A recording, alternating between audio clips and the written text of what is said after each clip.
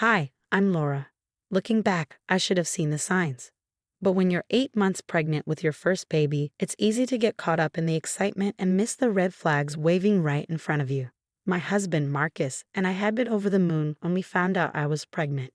After 2 years of trying, those two pink lines felt like a miracle.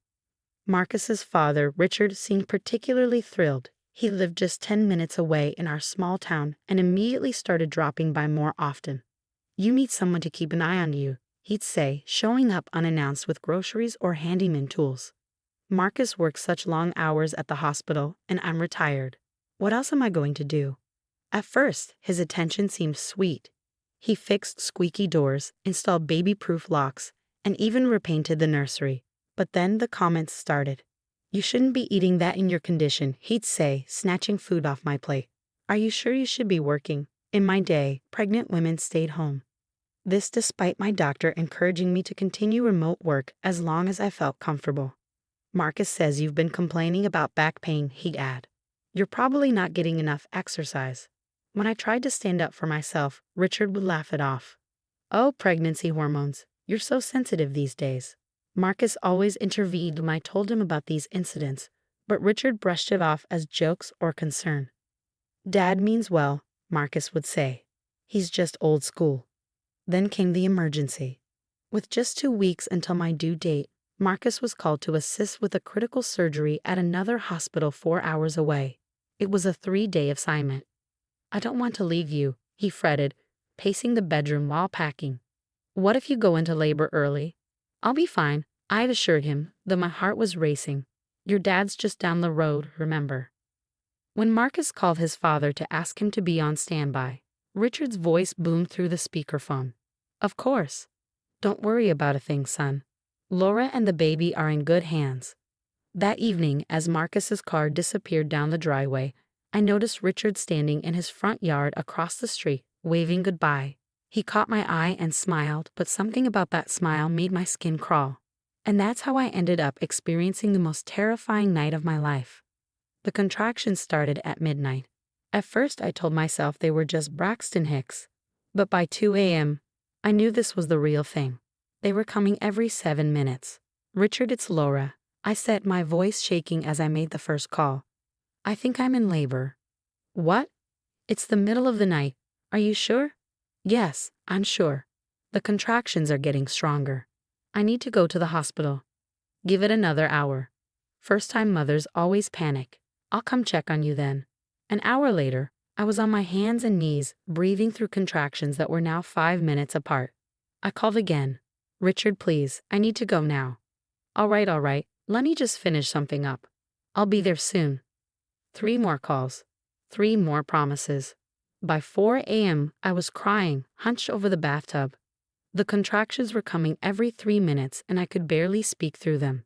That's when I heard it, Richard's voice, clear as day through the open bathroom window.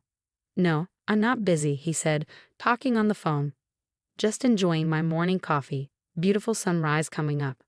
My blood turned to ice. He was just sitting there, watching the sunrise while I was in labor. "Richard," I screamed through the window. "I can hear you. Please help me." The footsteps on his deck stopped. A door slammed shut. The next 2 hours blurred together, contractions that felt like they were tearing me apart, crawling from room to room in agony, desperate for relief. I called 911, only to be told all ambulances were responding to a major highway pileup. At 6:30 a.m., the overwhelming urge to push hit me. Alone, terrified, and on my bathroom floor when I heard someone pounding on my front door, I thought I was imagining it. "Laura, are you okay?" I heard screaming. It was Julie, my next-door neighbor, just about to head out for her morning run. "Help. I'm in labor," I managed to cry out. Julie sprang into action. With quick thinking and a frantic call to her sister, who was a nurse, she helped me deliver my daughter right there on my bathroom floor. A perfect, screaming 7-pound, 6-ounce baby girl. As Julie wrapped the baby in clean towels, I could still hear movement from Richard's house. The unmistakable sound of his car starting and the garage door opening. "Looks like your father-in-law's heading out for the day," Julie muttered, her voice tight with anger. Funny though, I could have sworn I saw him on his deck hours ago when I was letting my dog out. I looked down at my daughter's face, then back at Julie. Julie, could you check your security cameras from last night? I need to know exactly when he was outside. Her expression hardened. Oh, honey, I'll do better than that. I'll download every second of footage from the past 12 hours. Something tells me Marcus needs to see this. Even as my body shook from exhaustion and pain, my mind was clear. Richard had no idea, but he just made the biggest mistake of his life. The next 2 days in the hospital were grueling. Complications from the unassisted delivery, a fever from infection, stitches for tears, and blood pressure that refused to stabilize, left me feeling battered. But through it all, I clutched my phone, waiting for Marcus to return my calls.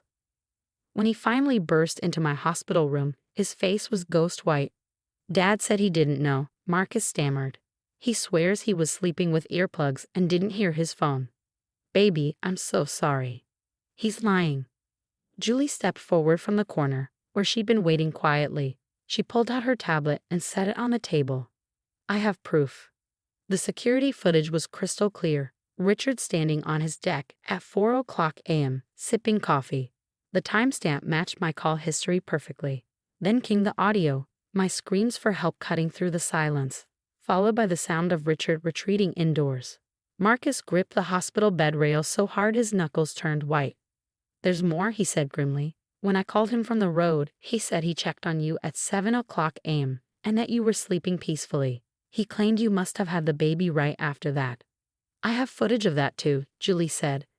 His car leaving at 7:15. He never came to check. He just left.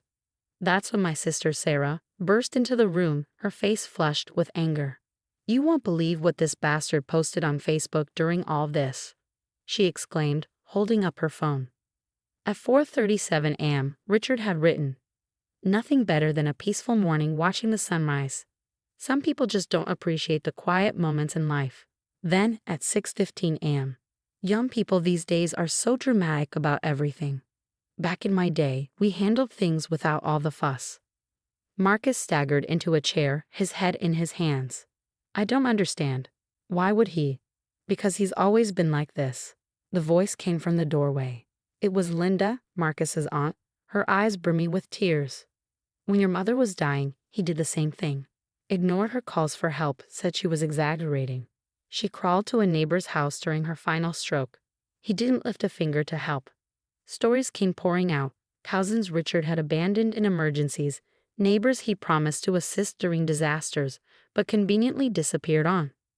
A lifetime of casual cruelty, all hidden behind excuses and dismissive jokes. Linda's voice was soft but resolute. This time, he went too far. Marcus stood, his face set like stone.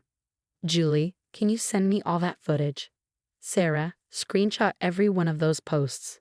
Mom's side of the family deserves to know the truth too. I watched my husband transform in that moment. The confused son was gone. In his place stood a protective father, determined to shield his family from a man who had nearly cost us everything. He could have killed you both, Marcus whispered, holding our daughter's tiny hand. He won't get away with it this time.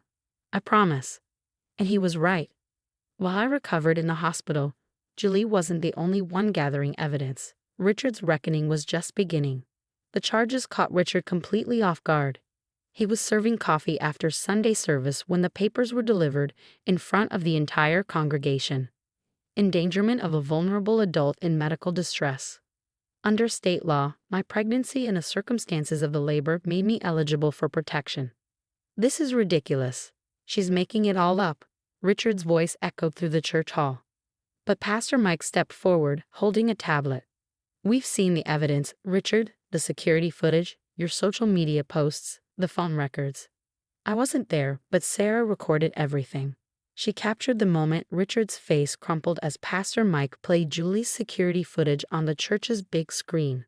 The congregation gasped as my screams echoed through the speakers, the timestamp glaring alongside footage of Richard calmly retreating inside. I've removed you from the church council, Pastor Mike said quietly, and from the community outreach program. That was only the beginning. Marcus shared everything with his mother's side of the family, the aunts, uncles, and cousins who had drifted apart over the years. What followed was a deluge of shared stories, each revealing Richard's long-standing pattern of cruelty.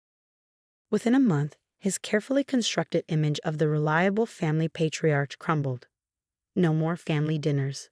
No more leadership roles in the community. Even his country club friends stopped calling after Linda, his wife of 40 years, finally spoke up. He locked me out of the house during a tornado warning last year, she told her bridge club, said I was overreacting to the sirens. I sat in my car watching the sky turn green while he watched TV inside. Linda moved out the next day and filed for divorce a week later. The legal consequences were almost anticlimactic by comparison. Richard took a plea deal, probation, mandatory counseling, and a restraining order keeping him away from me and my daughter. But his real punishment was the solitude. Last week, I saw him through my kitchen window, shuffling down his driveway to get his mail. His shoulders were hunched, his gait slow. The big house that once bustled with family gatherings now sat dark and silent. Meanwhile, our home is alive with laughter and love. Marcus has become the most protective and attentive father I could imagine. Julie is now one of my closest friends and an honorary aunt to my daughter. Linda moved in with her sister and rediscovered painting, something Richard had always belittled. Just last week, we celebrated my daughter's 6-month birthday with a big backyard party. Family, friends, and neighbors filled the yard, their laughter mingling with the scent of barbecue and the glow of string lights. Through the fence, I noticed Richard standing at his window, watching. For a long time, he just stood there, observing the life he could have been part of, if only he'd shown the slightest bit of decency. Some people tell me I should forgive him, that he's suffered enough. But when I think back to those terrifying hours alone, when I remember how he risked my baby's life, I feel no guilt about his isolation. He made his choices. Now he can live with them. Oh, and that security system Julie had. We've upgraded ours, just in case someone else ever needs to learn the hard way that actions have consequences. What would you do if an in-law deliberately ignored your desperate calls during a life-threatening emergency, only to later lie and dismiss your fear as dramatic? Would you press charges like Laura did, or handle it differently? Share your thoughts in the comments. Your perspective matters, and I'd love to hear how you'd navigate such a devastating betrayal.